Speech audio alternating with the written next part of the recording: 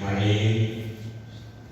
أشهد أن لا إله إلا الله وحده لا شريك له وأشهد أن محمدا عبده ورسوله. أما بعد.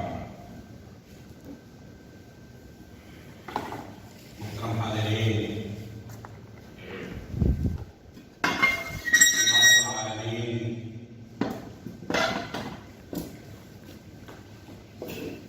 تمام مخلوقات کا خالق اور پالنہار ہے اللہ رب العالمین نے اس دنیا میں کتنی مخلوقات پیدا کی ہیں. اللہ رب العالمین کے علاوہ کوئی بھی اس کا تصور تک نہیں کر سکتا. صرف فرشتوں کے بارے میں اللہ رب العالمین کا ارشاد ہے وَمَا يَعْلَمُ جُنُودَ رَبِّكَ إِلَّا هُوَ. اللہ رب العالمین نے کتنے فرشتوں کو پیدا کیا ہے، ان کی تعداد اللہ کے سوا کوئی نہیں جانتا. ہم خود اس دنیا کے اندر کتنی مخلوقات کا مشاہدہ کرتے ہیں. روزانہ دنیا کے اندر کتنے نئے مخلوقات کا انکشاف ہوتا ہے کہ آج ایک نئی مخلوق ہے جس کا علم بندوں کو پہلے نہیں تھا. کتنی چیزیں ایسی بھی ہیں جو ہم سے پہلے ختم ہو چکی ہیں، ہم وہ دیکھ ہی نہیں پائے، کتابوں کے اندر صرف پڑھتے ہیں. قیامت تک اسی طرح کتنی چیزیں وجود میں آئیں. مخلوقات میں سے صرف انسان اور جنوں کو اللہ رب العالمین نے مکلف بنایا ہے، دنیا کے اندر عمل کرنے کا مکلف بنایا ہے، اور قیامت کے دن انسان اور جنوں کا حساب کتاب بھی ہوگا. انہیں اپنے اعمال کا حساب دینا ہوگا. اگر اعمال اچھے ہوں تو ان کے لیے اللہ رب العالمین نے بہترین انعام رکھا ہے، لیکن اعمال اگر برے ہوں تو اسی حساب سے اس کا بدلہ دیا. کوئی بھی انسان ایسا نہیں یا کوئی بھی جن، یعنی جن کو اللہ رب العالمین نے مکلف بنایا ہے عمل کا، کوئی بھی ایسا نہیں جس سے گناہیں سرزد نہ ہوتی. نبی کریم صلی اللہ علیہ وسلم فرماتے ہیں کل بنی آدم خطاؤون وخیر الخطائین التوابون. ہر شخص سے گناہ کا صدور ہونا ہی، کوئی بندہ ایسا نہیں جس سے گناہ کا صدور نہ ہو. کل بنی آدم خطاؤون، یہ اللہ کے رسول کا ارشاد ہے. ہر بنی آدم، ہر انسان گنہگار ہے، کوئی ایسا بندہ نہیں جو گنہگار نہ ہو. صرف اللہ رب العالمین نے انبیاء اکرام کو معصوم بنایا ہے کہ وہ گناہوں سے دور رہتے ہیں، یا ان سے کوئی گناہ سرزد ہو تو اللہ تعالیٰ نے ان کو معاف کر دیا. کسی نبی سے ایسا ممکن نہیں کہ کوئی خلاف شریعت چیز صادر ہو اور اللہ رب العالمین انہیں اس غلطی پر باقی بھی رکھے. خود نبی کریم صلی اللہ علیہ وسلم کے تعلق سے اللہ رب العالمین کا ارشاد ہے اِنَّا فَتَحْنَا لَكَ فَتْحًا مُبِينًا لِيَغْفِرَ لَكَ اللَّهُ مَا تَقَدَّمَ مِن ذَنبِكَ وَمَا تَأَخَّرَ. اللہ کے رسول کی جتنی اگلی گناہیں تھی، پچھلی گناہیں تھی، اللہ رب العالمین نے اعلان کر دیا ہے کہ تمام گناہوں کو ہم نے معاف کر دیا ہے.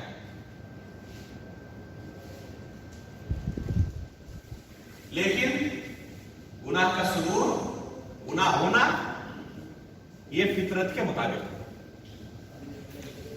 ہم عام انسان دن و رات گناہیں کرتے رہتے ہیں. کتنی گناہیں کرتے ہیں خود ہمیں اس کا علم نہیں. اللہ بہتر جانتا ہے کہ ہمارے نامہ اعمال کی کیا حالت ہے. ہر کوئی اپنے نفس کے بارے میں دوسروں سے بہتر جانتا ہے کہ میں کس قدر گناہوں کے اندر لت پت ہوں.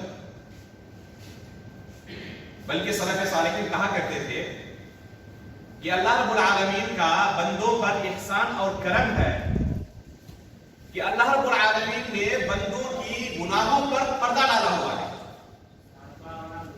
اگر ہم کتنی گناہوں کے اندر ڈوبے ہوئے ہیں دوسروں کو پتا چل جاتا, ایک شخص کو دوسرے شخص کی تمام گناہوں کا علم ہوتا تو لوگ ایک دوسرے کو مصافحہ تک نہ کرتے, ایک دوسرے کا چہرہ دیکھنا گوارا نہیں کرتے.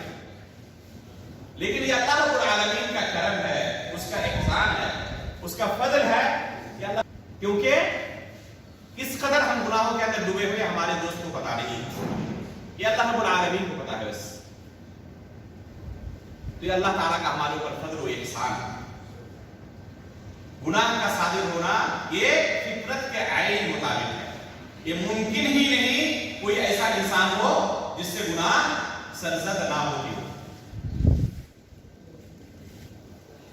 بلکہ ایک حدیث کے اندر اللہ رب العالمین کا ارشاد ہے, حدیث قدسی ہے,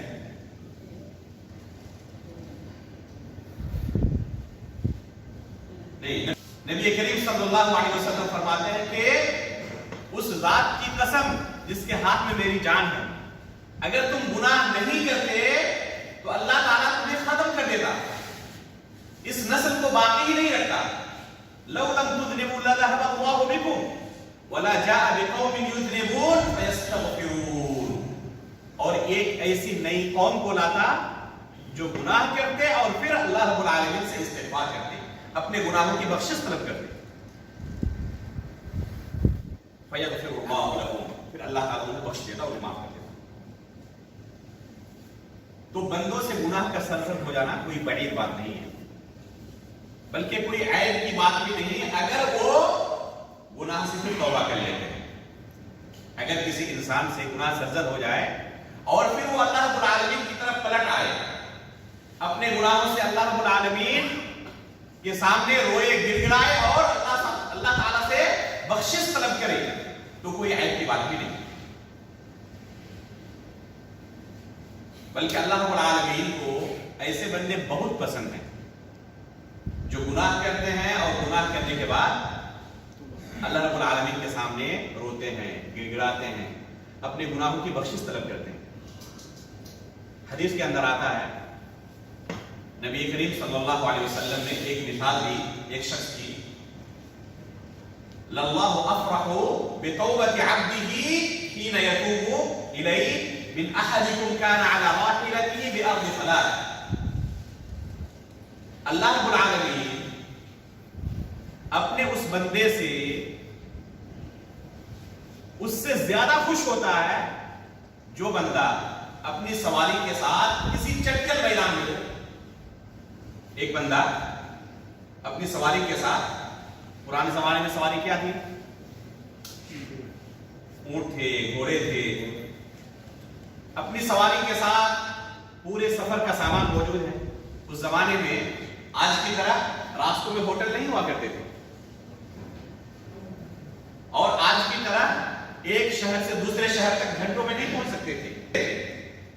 پتہ نہیں کہیں سفر میں راستے میں کہیں کھانا ملے نہ ملے, اس کے پہلے ہی وہ انتظام کر کے سفر پر نکلتے تھے. تو اس کی سواری پر پورا زاد راہ موجود ہے, سفر کا پورا سامان موجود ہے, اور وہ کسی درخت کے سائے تلے جا کر آرام کرنے کے لیے سوتا ہے. جب آنکھ کھلتی ہے تو دیکھتا ہے کہ سواری اور پورا سفر کا سامان غائب ہے, سواری کہیں چلی گئی. اب اس کی حالت کیا ہوگی؟ پورا چٹکل میدان ہے, جہاں تک نظر جائے کوئی انسان دکھائی نہیں دیتا. آخر پیدل چلے تو کب تک چلے گا؟ 2 دن 4 دن 5 دن. اس کے بعد جب کچھ کھانا نہ ملے, پانی پینے کے لیے نہ ملے, تو ایسے اس کو موت آنی ہے. اب یہ بندہ اپنی آنکھوں کے سامنے موت دیکھ رہا ہے, بچنے کی کوئی امید نظر نہیں آ رہی ہے. پھر جا کر اسی درخت کے نیچے سو جاتا ہے، لیٹ جاتا ہے. جب اس بندے کی آنکھ کھلتی ہے تو دیکھتا ہے کیا کہ وہ سواری پورے سامان کے ساتھ اس کے سامنے موجود ہے. اب اسے نئی زندگی ملی، موت نظر آ رہی تھی اپنے سامنے کی، بچنے کا کوئی راستہ نہیں. اب اسے نئی زندگی مل گئی، اس قدر خوشی ہوگی. اب خوشی کے مارے پاگل فرماتے ہیں کہ اللہ رب العالمین اس شخص سے بھی زیادہ خوش ہوتا ہے. کب؟ جب بندہ گناہ کرنے کے بعد توبہ کرتا ہے. اس شخص سے بھی زیادہ خوش ہوتی ہے اللہ تعالیٰ. اللہ، یہ ہمارا پروردگار. ہم اللہ رب العالمین کی معصیت میں ڈوبے ہوئے ہیں، اس کے باوجود بھی چاہے ہماری اللہ تعالیٰ اسے معاف کر دیتا ہے. بلکہ اللہ رب العالمین نے ایک حدیث کے اندر بیان کیا ہے، اللہ تعالیٰ کا ارشاد ہے کہ اے بنی آدم انک ما دعوتنی ورجوتنی غفرت لک ما کان منک ولا ابالی. جب بھی تم میرے سامنے اپنے ہاتھوں کو اٹھاؤ، دعا کرو، مجھ سے گناہوں کی بخشش کی امید رکھو، غفرت لک ما کان منک ولا ابالی، چاہے تمہاری گناہیں کتنی ہی کیوں ہو میں تمہیں معاف کر دیتا ہوں. مجھے کوئی پرواہ نہیں ہوتی کہ اس بندے کی گناہیں تو بہت زیادہ ہیں، یہ تو دنوں رات گناہوں کے اندر ڈوبا ہوا رہتا ہے، میری نافرمانی میں ہی اپنے اوقات گزارتا ہے. اللہ رب العالمین کہتا ہے اللہ والی مجھے اس چیز کی کوئی پرواہ نہیں ہوتی اس بندے کی گناہیں کتنی ہیں. غفرت لک ما کان منک ولا ابالی یا ابن آدم لو بلغت ذنوبک عنان السماء ثم استغفرتنی غفرت لک. اے بنی آدم، اگر تمہاری گناہیں آسمان کی بلندیوں تک پہنچ جائیں، اس کے بعد بھی اگر تم مجھ سے اپنے گناہوں کی بخشش طلب کرو تو میں تمہیں معاف کر دیتا ہوں، تمہیں بخش دیتا ہوں. یا ابن آدم لو اتیتنی بقراب الارض خطایا ثم لقیتنی لا تشرک بی شیئا لاتیتک بقرابها مغفرۃ. اے بنی آدم، اگر زمین بھر کر گناہ کر کے تم مجھ سے ملو، پوری زمین بھری ہوئی ہے اس کے گناہوں سے. اللہ رب العالمین کا ارشاد ہے، اللہ رب العالمین فرماتا ہے کہ اگر پوری زمین بھر کر گناہ کر کے تم میرے ساتھ آؤ، میرے سامنے آؤ، صرف ایک شرط، لا تشرکوا بی شیئا، ان گناہوں کے اندر شرک کا گناہ نہیں ہونا چاہیے. یہ ایسا جرم ہے جسے اللہ تعالیٰ کبھی معاف نہیں کرتا. ان اللہ لا یغفر ان یشرک بہ ویغفر ما دون ذلک لمن یشاء. اللہ رب العالمین کا ارشاد ہے کہ اللہ رب العالمین شرک کا گناہ کبھی معاف نہیں کرتا. لا یغفر ان یشرک بہ، بندہ اللہ کے ساتھ شرک کرے یہ اللہ رب العالمین برداشت نہیں کرتا. اس کے علاوہ چاہے جتنی گناہیں کیوں نہ ہو، اگر زمین بھر کر کوئی گناہ لائے تب بھی اللہ رب العالمین کیا فرماتے ہیں کہ میں اسے زمین بھر کر مغفرت کے ساتھ اسے ملوں. یہ اللہ رب العالمین کا فضل ہے، یہ اللہ رب العالمین کا احسان ہے. بلکہ اللہ رب العالمین نے خود اعلان کیا ہے کہ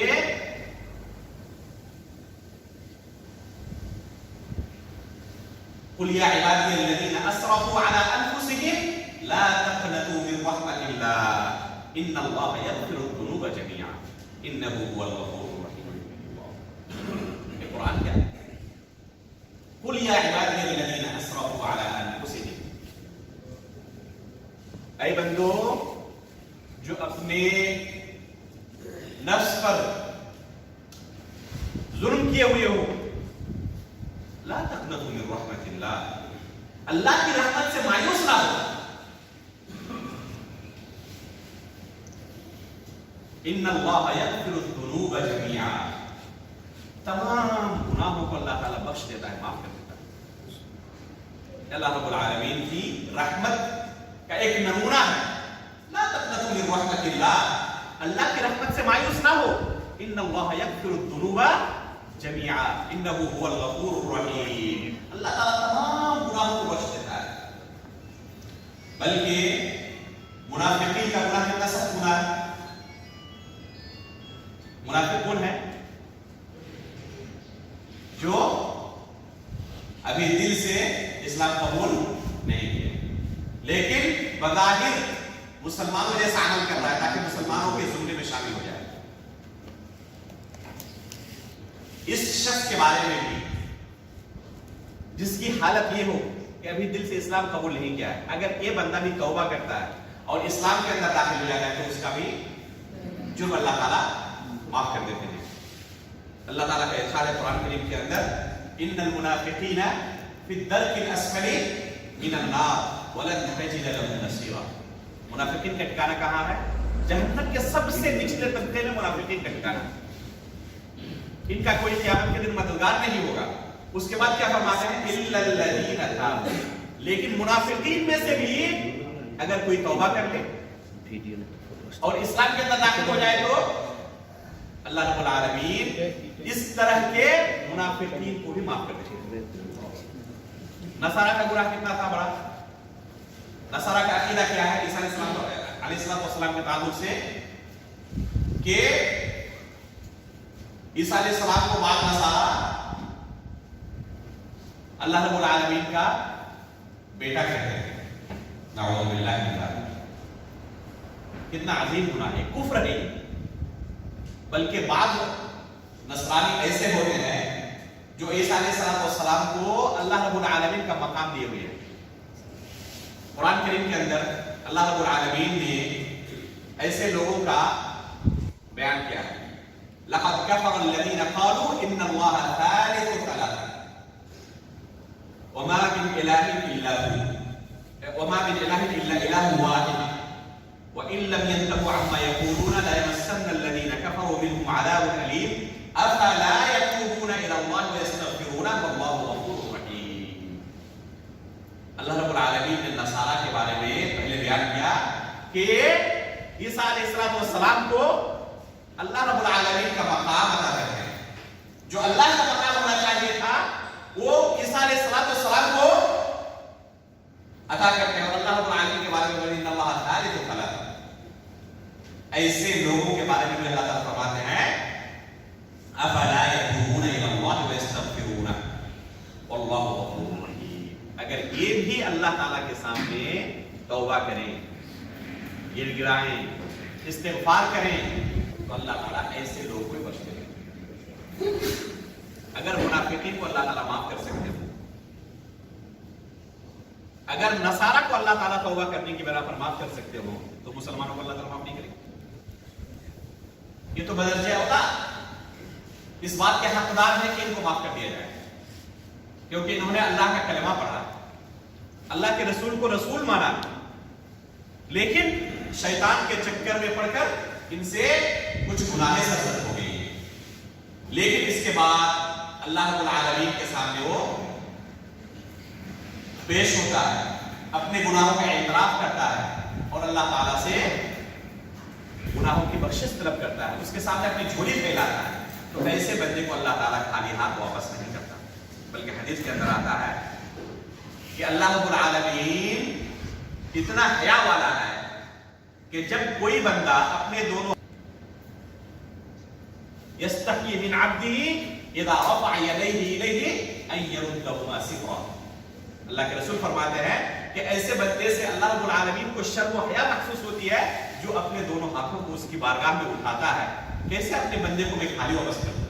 अल्लाह ताला को शर्म महसूस होती है, हया महसूस होती है, और फिर अल्लाह ताला इस बंदे को खाली वापस नहीं करता।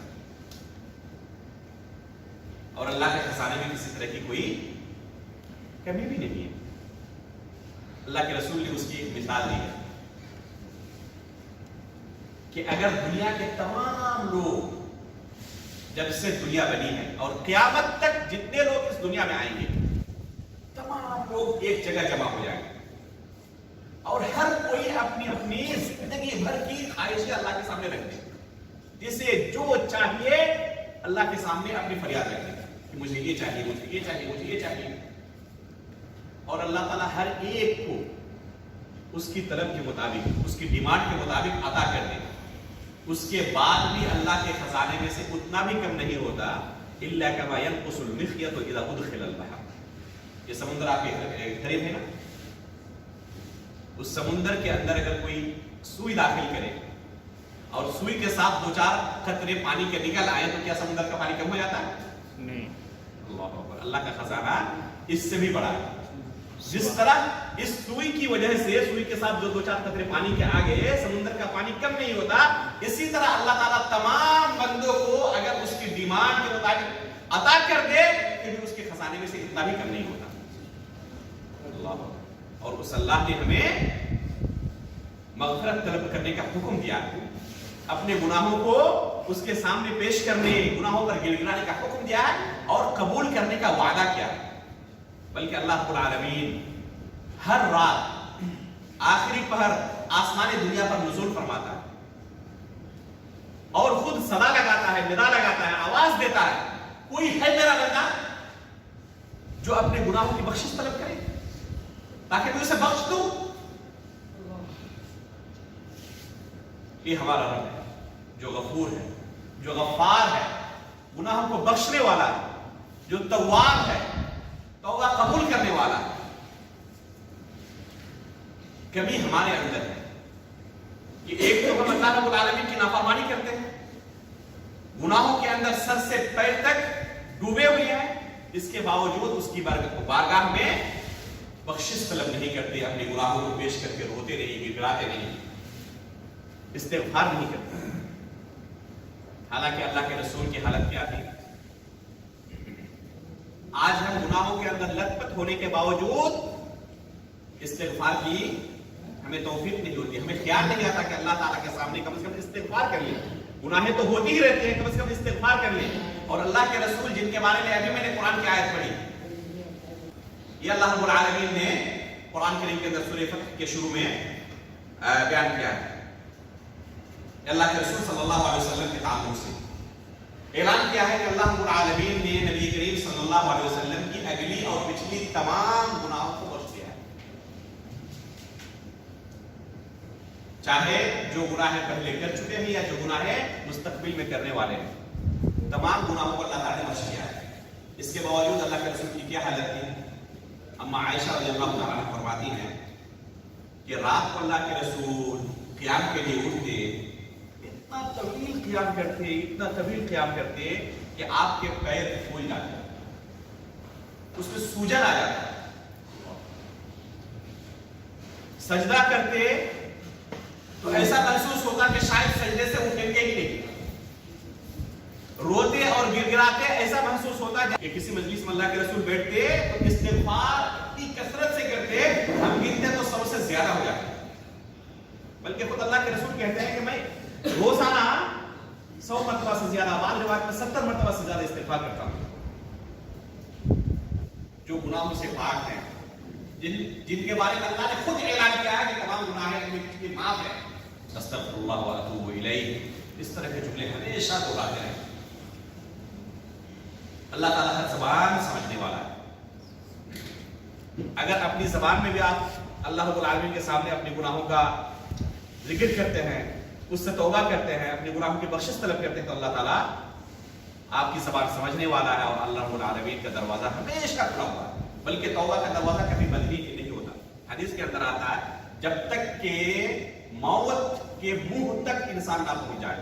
حدیث کے الفاظ ہیں ما لم یغرغر، موت کے وقت جو غرغرہ آتا ہے نا، اس حالت سے پہلے تک بھی بندہ اگر دعا استغفار کرے تب بھی اللہ تعالیٰ معاف کرے.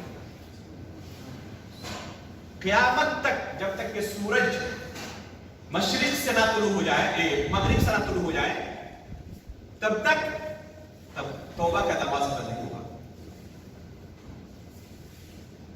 اس لیے ہمیں چاہیے کہ ہمیشہ اللہ رب العالمین کے سامنے روئے، گڑگڑائے، استغفار کریں. استغفر اللہ کا جملہ ہماری زبان پر ہمیشہ ہو. اس سے کم از کم یہ ہوگا کہ استغفار کے ساتھ ہمارے نامہ اعمال بھرے ہوئے ہوں گے. اللہ کے رسول فرماتے ہیں کہ ایسے بندے کے لیے خوشخبری ہو، طوبیٰ لمن وجد فی صحیفته استغفارا کثیرا، ایسے بندے کے لیے خوشخبری ہے جو قیامت کے دن اپنے نامہ اعمال کے اندر بہت زیادہ استغفار پائے گا۔ آپ جو کچھ کہتے ہیں فرشتوں سے لکھتے رہتے ہیں، آپ کے نامہ اعمال کے اندر وہ درج ہو رہا ہے۔ اگر آپ استغفار ہمیشہ کرتے رہیں تو فرشتے آپ کے نامہ اعمال کے اندر اس استغفار کو لکھ رہے ہیں۔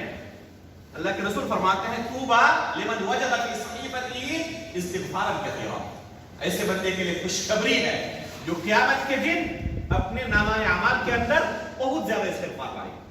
بلکہ ایک حدیث کے اندر اللہ کے رسول کا ارشاد ہے من احب ان تسره صحیفته فلیکثر فیها من الاستغفار، اگر کوئی چاہتا ہے کہ قیامت کے دن نامہ اعمال دیکھ کر خوش ہو جائے تو وہ بکثرت استغفار کا التزام کرے، ہمیشہ استغفار پڑھتا رہے، اس سے زیادہ اس دن کسی چیز سے خوشی نہیں ہوگی۔ اس لیے ہمیں کھانے پینے اور سانس لینے سے بھی زیادہ ضروری کیا ہے کہ ہم استغفار کرتے رہیں۔ اگر ہم ہمیشہ استغفار کرتے رہیں گے تو قیامت کے دن اس سے زیادہ ہمیں کسی چیز سے خوشی نہیں ہوگی۔ من احب ان تسره صحیفته فلیکثر فیها من الاستغفار، جو چاہتا ہے کہ قیامت کے دن نامہ اعمال دیکھ کر وہ خوش ہو جائے، اس کا نامہ اعمال اسے خوش کر دے، تو بکثرت وہ استغفار کیا ہے۔ اگر بکثرت استغفار کرتا ہے تو قیامت کے دن اپنے نامہ اعمال کو دیکھ کر ایسا بندہ غمگین نہیں ہوگا، اسے پریشانی نہیں ہوگی، وہ ہمیشہ لوگوں کے سامنے خوش اور مسکراتا ہوا نظر آئے گا۔ اس لیے بھائیوں ہمیں چاہیے کہ اس فرصت کو ہم ضائع نہ کر دیں، برباد نہ کر دیں۔ گناہیں ہمیشہ ہوتی رہتی ہیں، کم از کم استغفار بھی اس کے ساتھ جاری رہے، توبہ جاری رہے، لیکن توبے کی کچھ شرطیں۔ ایک ایسا بندہ جو گناہ کے اندر مبتلا ہے، گناہ بھی کر رہا ہے اور استغفار بھی کر رہا ہے، توبہ بھی کر رہا ہے۔ مثلا میں آپ کو مثال دیتا ہوں، ایک بندہ چوری کرنے کے لیے گیا کسی کے گھر، ٹھیک ہے، اور گھر کے باہر گاڑی کھڑی رکھا ہے، گھر سے سامان نکال رہا ہے اور گاڑی کے اندر لاد رہا ہے، اور ساتھ میں زبان سے استغفار بھی کر رہا ہے۔ اس استغفار کا کوئی معنی ہے؟ یہ گویا کہ اللہ کے ساتھ وہ استہزاء کر رہا ہے، استغفار نہیں بلکہ استہزاء کر رہا ہے، تو اس استغفار کا کوئی معنی نہیں ہے۔ استغفار اور توبے کا معنی کیا ہے؟ توبے کی بنیادی طور پر 3 شرطیں، توبے کی بنیادی طور پر کتنی شرطیں ہیں؟ 3 شرطیں۔ پہلی شرط یہ ہے کہ بندہ اپنے گناہ کا اعتراف کرے، اور گناہ کا اعتراف کرنے کے ساتھ ساتھ شرمندہ ہو کہ بشری تقاضے کی وجہ سے اس طرح مجھ سے گناہیں سرزد ہو چکی ہیں، شیطان کے چکر میں پڑ کر مجھ سے یہ گناہیں ہو چکی ہیں۔ اپنے گناہ کا اعتراف کریں، اور گناہ کا اعتراف کرنے کے ساتھ ساتھ دوسری چیز یہ ہے کہ فوراً اس گناہ کو ترک کر دے، اس گناہ سے باز آ جائے۔ ایسا نہیں کہ گناہ بھی جاری ہے اور ساتھ میں کہ مستقبل میں اس گناہ کو نہ کرنے کا اللہ سے عہد کرے، عزم کرے، دل کے اندر یقین ہو، اللہ تعالیٰ کے ساتھ وعدہ کرے کہ مستقبل میں اس گناہ کو اور نہیں کروں گا۔ یہ 3 بنیادی شرطیں ہیں توبہ کرنے کے لیے۔ کون شخص بیان کر سکتا ہے تینوں شرطوں کو؟ جی کوئی ہے آپ لوگوں میں سے جو ان 3 شرطوں کو بیان کرے؟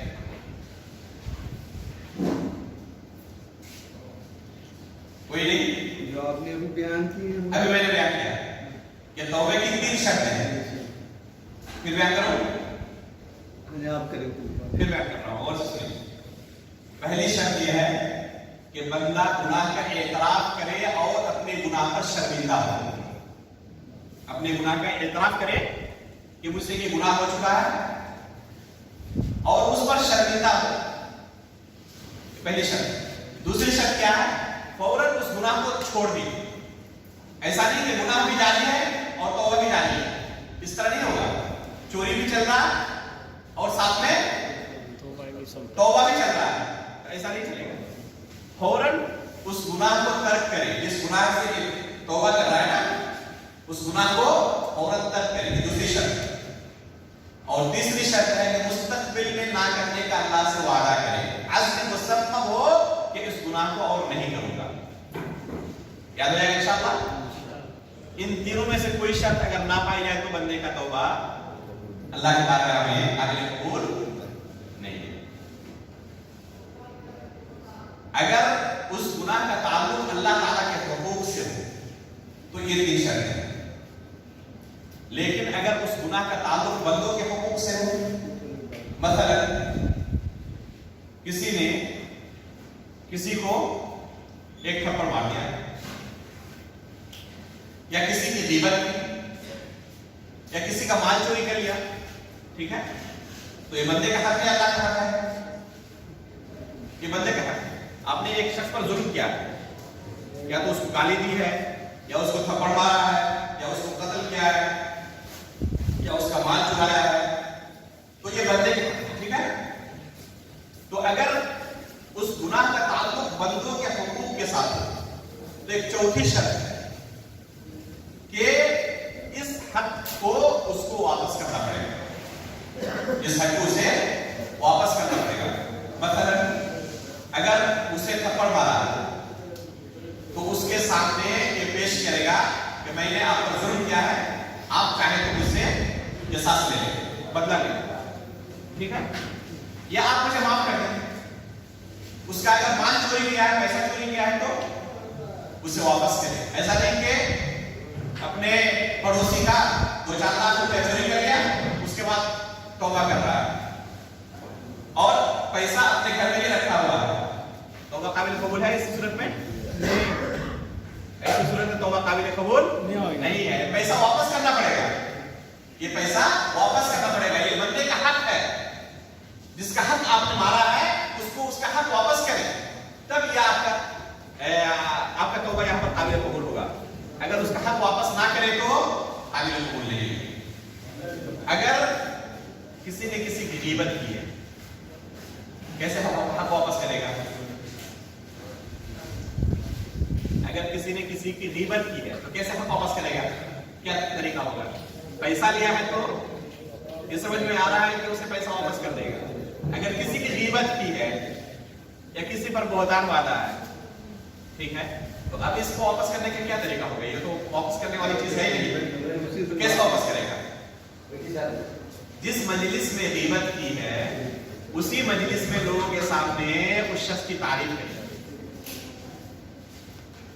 لوگوں کو اس شخص کے تعلق سے جس طرح بدزن کر دیا ہے نا، تو اس چیز کو ختم کرے لوگوں کے ذہن سے. خود اس شخص کی تعریف کرے اور بیان کرے کہ میں نے غلط کام کیا تھا، اس شخص کے تعلق سے غلط بیانی سے میں نے کام لیا تھا. گرچہ اس کے اندر یہ عیب موجود ہو، اس کے باوجود لوگوں کو بیان کرے، لوگوں کے سامنے کہے کہ میں نے یہ غلط کام کیا تھا.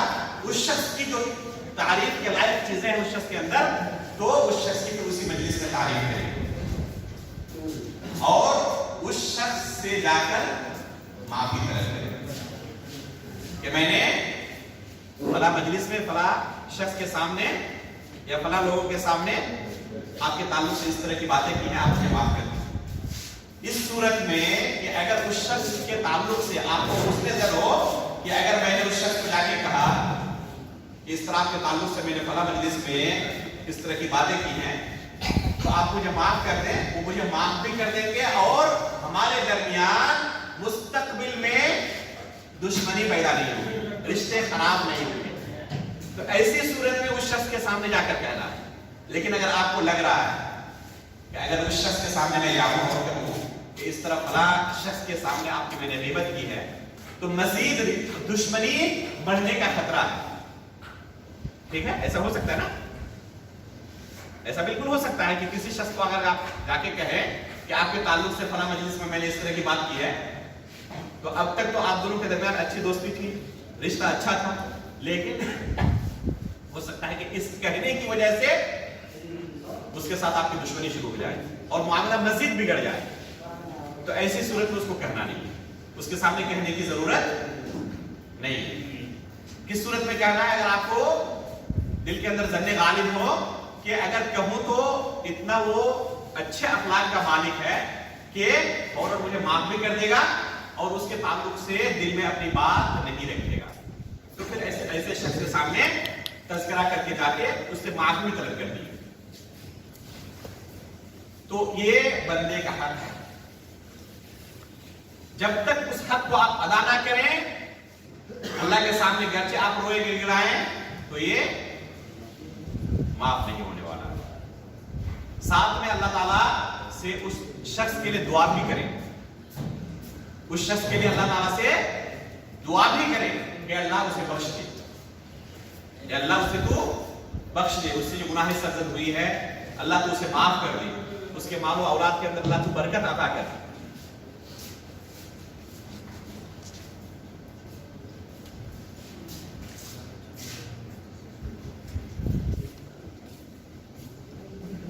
تو یہ اس سے توبہ کرنے کا طریقہ ہے۔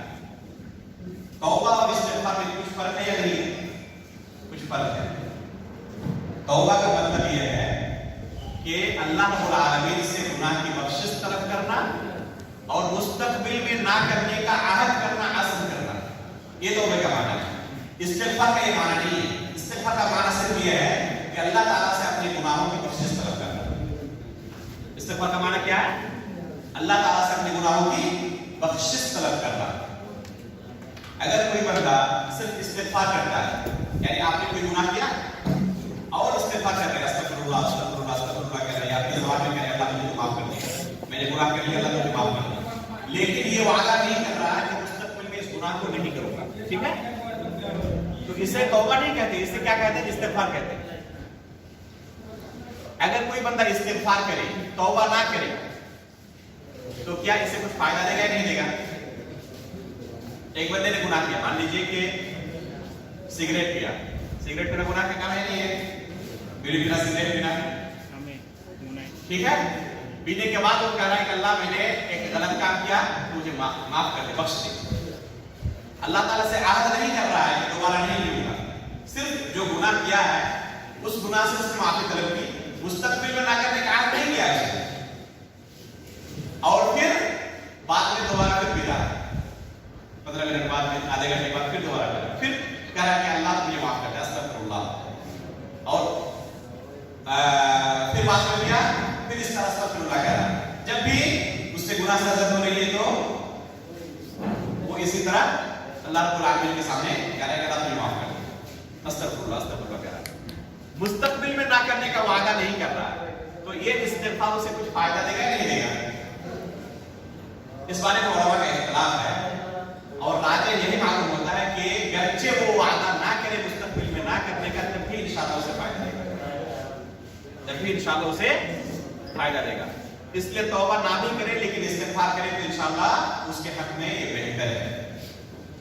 یہ اس صورت میں ہے جب بندہ خود اپنے لیے استغفار کر رہا ہے، لیکن اگر کوئی کسی دوسرے بھائی کے لیے استغفار کر رہا ہے، آپ نے اپنے کسی بھائی کے لیے غیبی طور پر، غائبانہ طور پر استغفار کیا کہ اللہ میرے بھائی کو بخش دے، یا جس شخص کی وفات ہو چکی ہے اس کے لیے آپ استغفار کر رہے ہیں، جیسے کہ اللہ کے رسول صلی اللہ علیہ وسلم سے مروی ہے، عثمان رضی اللہ تعالیٰ عنہ فرماتے ہیں کہ اللہ کے رسول نے بقیع کے اندر بقیع الغرقد کا قبرستان، جو مدینے کا قبرستان، مسجد نبوی سے متصل مشرقی جانب، آپ لوگوں نے دیکھا ہوگا، ایک شخص کو، ایک صحابی کو اللہ کے رسول نے دفن کیا۔ اس کے بعد صحابہ اکرام سے کیا اللہ کے رسول نے فرمایا؟ استغفروا لأخیکم فإنه الآن يسأل، اپنے بھائی کے لیے تم بخشش طلب کرو اللہ تعالیٰ سے، فإنه الآن يسأل، ابھی اس بندے سے سوال جواب کیا جائے گا، فرشتے آئیں گے اور اس سے سوال جواب کریں گے، اس لیے اپنے بھائی کے لیے بخشش طلب کرو۔ وہ تو مر چکے ہیں، توبہ بھی نہیں کر سکتے، وفات ہو چکی ہے، توبہ نہیں کر سکتے، اللہ کے رسول نے صرف استغفار کرنے کا حکم دیا، اور دوسرا بندہ کسی دوسرے کے لیے توبہ نہیں کر سکتا، استغفار کر سکتا ہے۔ توبہ خود آپ ہی کر سکتے ہیں کہ میں مستقبل میں اس گناہ کو نہیں کروں گا، لیکن دوسرا بندہ کسی دوسرے کے بارے میں کیسے کہہ سکتا ہے کہ وہ اس گناہ کو نہیں کرے گا؟ بلکہ استغفار صرف کر سکتا ہے۔ تو اللہ کے رسول نے استغفار کرنے کا حکم دیا کہ اپنے بھائی کے لیے تم استغفار کرو، بخشش طلب کرو اللہ تعالیٰ سے۔ تو اگر فائدہ نہ دیتا تو اللہ کے رسول کیوں کہہ رہے ہیں؟ اگر فائدہ ہی نہیں پہنچتا اس بندے کو تو اللہ کے رسول اس کام کے لیے نہیں کہتے۔ اللہ کے رسول کا صحابہ کرام سے یہ فرمانا کہ اپنے بھائی کے لیے بخشش طلب کرو اس بات کی دلیل ہے کہ اگر کوئی بندہ اپنے بھائی کے لیے بخشش طلب کرتا ہے کہ اللہ میرے بھائی کو بخش دے تو اسے فائدہ ملتا ہے. اس لیے ہمیں چاہیے کہ خود اپنے لیے بھی استغفار کریں اور دوسرے مسلمان بھائیوں کے لیے بھی استغفار کریں. بلکہ جتنے مؤمن اور مسلمان دنیا کے اندر موجود ہیں سب کے لیے آپ استغفار کریں. اس کا فائدہ کیا ہوگا؟ جتنے لوگوں کے حق میں آپ استغفار کریں گے نا فرشتے کہتے ہیں کہ آپ کے لیے بھی اسی طرح ہو، یعنی تمام لوگوں کی طرف سے آپ کے لیے بھی اسی طرح کی دعا ہو. اللہ پوری دنیا کے لوگوں کے لیے آپ دعا کریں گے تو پوری دنیا کے لوگوں کی طرف سے بھی آپ کے لیے فرشتے دعا کریں گے. الذين يقولون ربنا اغفر لنا ولإخواننا الذين سبقونا بالإيمان ولا تجعل في قلوبنا غلا للذين آمنوا. یہ نیک لوگوں کے بارے میں اللہ تعالیٰ نے فرمایا الذين يقولون ربنا اغفر لنا ولإخواننا الذين سبقونا بالإيمان. کہ اللہ تو ہمیں بخش دے اور ان تمام ہمارے بھائیوں کو بھی بخش دے جو ہم سے پہلے اس دنیا سے گزر چکے، جو مومن تھے اور اس دنیا سے گزر چکے. یہ ہمیں دعا کرنی چاہیے خود اپنے لیے نہیں بلکہ دوسروں کے لیے بھی. اگر کوئی بندہ اس طرح استغفار کی ملازمت کرتا ہے تو انشاءاللہ قیامت کے دن ایسے بندے ذلیل و خوار نہیں ہوں گے، رسوا نہیں ہوں گے، پریشان نہیں ہوں گے، بلکہ سب سے زیادہ انہیں استغفار کو دیکھ کر قیامت کے دن خوشی ہوگی. استغفار کے بہت سارے الفاظ آئے ہیں، بلکہ اللہ کے رسول صلی اللہ علیہ وسلم کے آخری الفاظ اس دنیا سے رخصت ہوتے وقت کیا تھے؟ استغفار کے الفاظ ہیں. اما عائشہ رضی اللہ عنہا فرماتی ہیں کہ جس وقت اللہ کے رسول کی وفات ہوئی اللہ کے رسول میرے ہی گود میں تھے، بین صحری و نحری. اللہ کے رسول کا سر اما عائشہ رضی اللہ تعالیٰ عنہ کی گود میں تھا اور اللہ کے رسول کی زبان سے اس وقت کون سے الفاظ ادا ہو رہے تھے؟ استغفار کے الفاظ ادا ہو رہے تھے. آخری وقت تک اللہ کے رسول نے استغفار کو لازم کیا، بلکہ نماز مجلس ختم کر کے تو مجلس ختم کرنے کی دعا کرتے. کون سی دعا ہے جی؟ کسی کو یاد ہے؟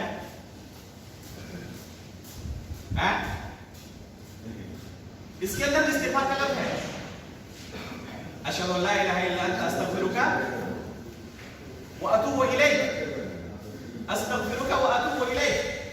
بلکہ علماء اکرام کے بارے میں آتا ہے، بلکہ شیخ البانی رحمہ اللہ کی کتابوں کے اندر جب کوئی کتاب لکھ رہے ہیں تو کتاب ختم کرتے وقت بھی آخر میں یہ دعا لکھتے ہیں. نماز جب آپ پڑھتے ہیں تو تشہد میں آخری دعا کون سی پڑھتے ہیں آپ؟ اللہم انی ظلمت نفسی. آگے جی پڑھیے پڑھیے اللہم انی ظلمت نفسی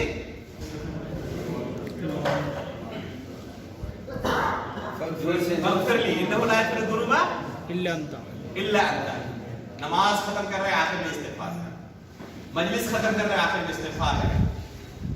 آپ خطیب کو جمعہ کا خطبہ ختم کرتے وقت آخر میں کیا کہتے ہیں سنتے ہیں؟ اقول قولی ھذا استغفر اللہ واتوب الیہ. کہتے ہیں نا ہر نیک کام کے آخر میں استغفار ہے. اس لیے ہمیشہ ہر نیک کام کو ختم کرتے وقت استغفار کریں، استغفار اس کا التزام کریں. سب سے اچھے الفاظ، بہت سارے الفاظ وارد ہیں جس کا حدیث کے اندر سید الاستغفار کہا گیا ہے. تمام استغفار کے کلمات جتنے بھی ہیں ان کا سردار ہے. یہ سید الاستغفار کی بیان ہے اللہم انت ربی لا الہ الا انت خلقتنی وانا عبدک وانا علی عہدک ووعدک ما استطعت اعوذ بک من شر ما صنعت ابوء لک. سے پہلے اس کی وفات ہو جاتی ہے یا شام کو پڑھتا ہے اور صبح ہونے سے پہلے اس کی وفات ہو جاتی ہے تو وہ جنتی ہوگا.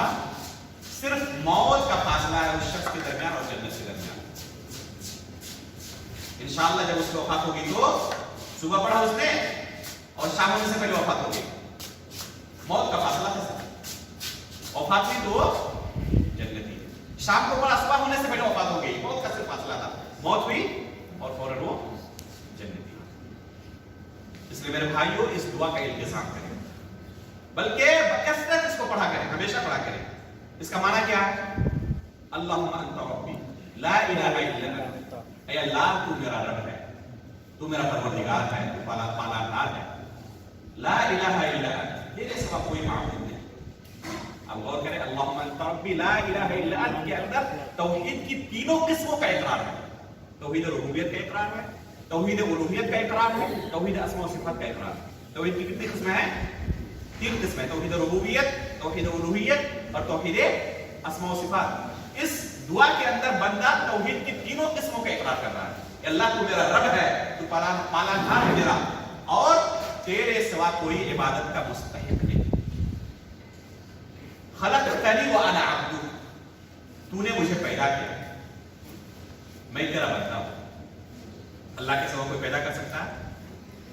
اگر پوری دنیا کے لوگ مل جائیں، پوری دنیا کے سائنسداں کوشش کر لیں تو ایک مکھی بھی پیدا نہیں کر سکتا۔ خلقتنی وانا عبدک، تو نے ہی مجھے پیدا کیا ہے، میں تیرا بندہ ہوں۔ اس کے بعد آگے کیا کہتا ہے؟ اللہم انت ربی لا الہ الا انت خلقتنی وانا عبدک وانا علی عہدک ووعدک ما استطعت، میں تیرے ساتھ جو عہد کیا اور تو نے جو وعدہ کیا ہے، اس عہد اور وعدے کے درمیان جہاں تک مجھ سے ہو سکے۔ اللہ نے کیا، اللہ کے ساتھ ہم نے کیا عہد کیا ہے؟ قرآن کریم کے اندر اللہ نے کیا ہے؟ جب ہم آدم علیہ السلام کی صلب میں تھے، اسی وقت اللہ تعالیٰ نے ہم سے عہد لیا تھا، الست بربکم، کیا میں تمہارا رب نہیں ہوں؟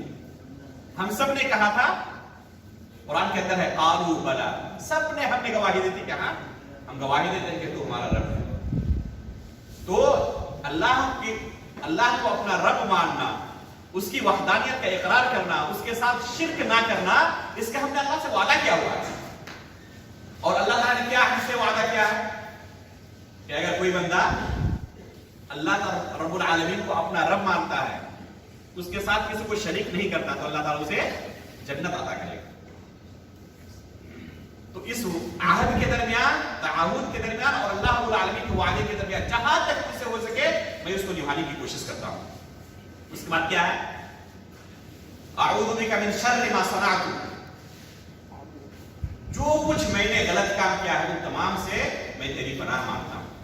ابوء لک بنعمتک علی وابوء بذنبی، تیری اتنی نعمتیں مجھ پر ہیں، ان تمام نعمتوں کا میں اعتراف کرتا ہوں، اقرار کرتا ہوں۔ ہر پل بندہ اللہ رب العالمین کی نعمتوں کے سائے میں ہے۔ ایک سیکنڈ ایسا نہیں ہوتا جس میں اللہ رب العالمین کی نعمتیں ہمارے ساتھ شامل حال نہ رہیں۔ اگر ہم ہمیشہ سجدے میں پڑے رہیں تب بھی اللہ کی نعمتوں کا شکریہ ادا نہیں کر سکتے، ٹھیک ہے؟